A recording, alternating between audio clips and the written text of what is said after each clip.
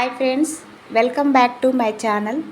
సాధారణంగా ప్రతి ఒక్కరు ప్రతి ఇంట్లో మనం దోశలు పోసుకుంటుంటాం.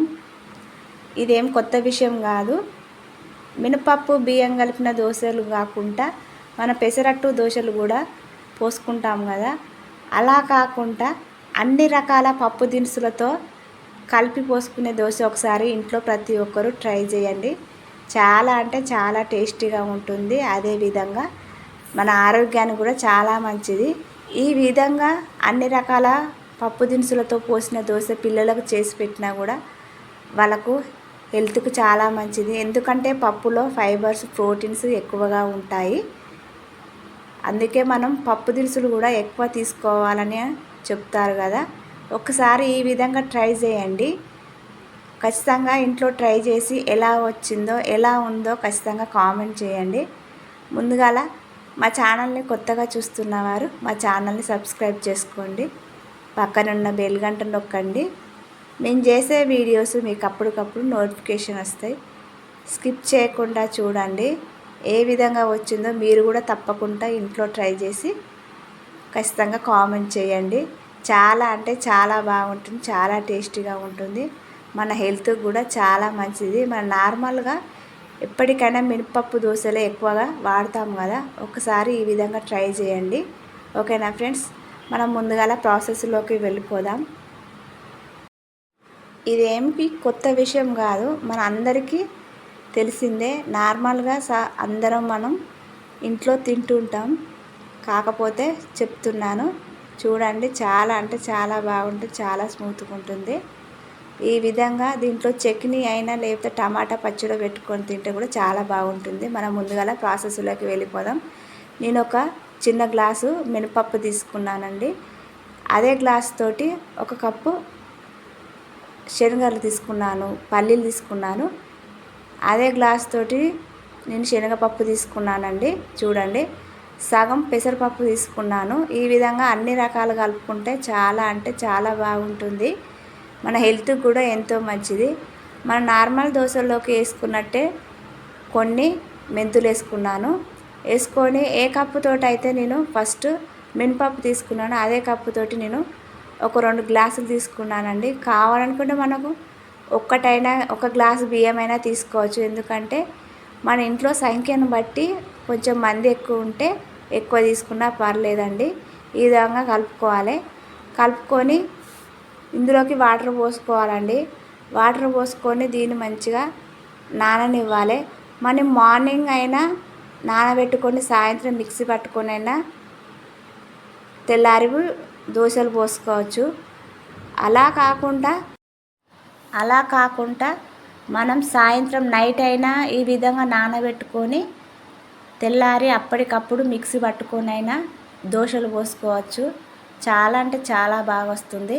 ఈ విధంగా మంచిగా కడుక్కొని మురికి ఉన్నంత వాటిని పారబోసుకొని మళ్ళీ కొత్త వాటర్లో పోసుకున్నాను. మంచి వాటర్ పోసుకొని ఇవంతా మంచిగా నానాలండి. నేను దీన్ని నైట్ నానబెడుతున్నాను.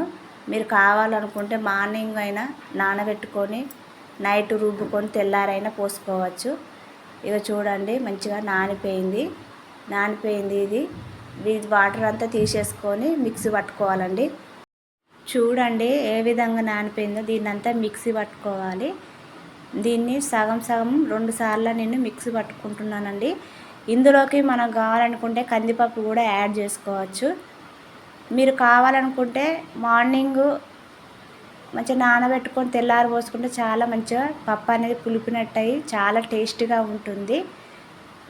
తప్పకుండా ఈ విధంగా పిల్లలకు చేసి పెడితే వాళ్ళ ఆరోగ్యానికి చాలా మంచిది. చూడండి, కొన్ని వాటర్ పోసుకున్నాను. వాటర్ పోసుకొని ఇందులోకి కొంచెం అటుకులు కూడా వేసుకుంటున్నానండి. ఎందుకంటే మనకు హోటల్ స్టైల్లో చిక్కగా మనం అట్టు పోస్తా అంటే కూడా మంచిగా అటు ఇటు తిప్పుతుంటే మంచిగా వస్తుందండి. ఈ విధంగా అటుకులు కూడా వేసుకోవాలి. చూడండి, బాగా టైట్గా లేకుండా బాగా లూజ్గా లేకుండా ఇగో ఈ మోతాదులో ఉండేటట్టు మిక్సీ పట్టుకున్నానండి. పట్టుకొని ఇందులోకి కొంచెం సాల్ట్ వేసుకోవాలి. రుచికి సరిపడా సాల్ట్ వేసుకోవాలండి.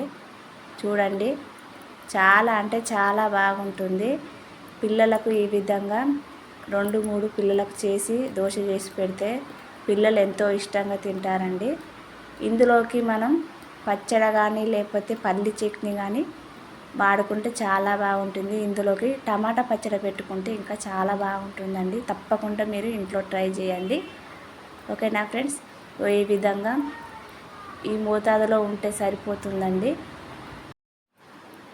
చూడండి, ఇట్లా దోసల పెనం పెట్టుకొని మనం ఉల్లిగడ్డను ఇట్లా సగం నడిమికి ఇట్లా కోసుకొని మంచిగా ఫస్ట్ నూనెతోటి రుద్దుకోవాలండి.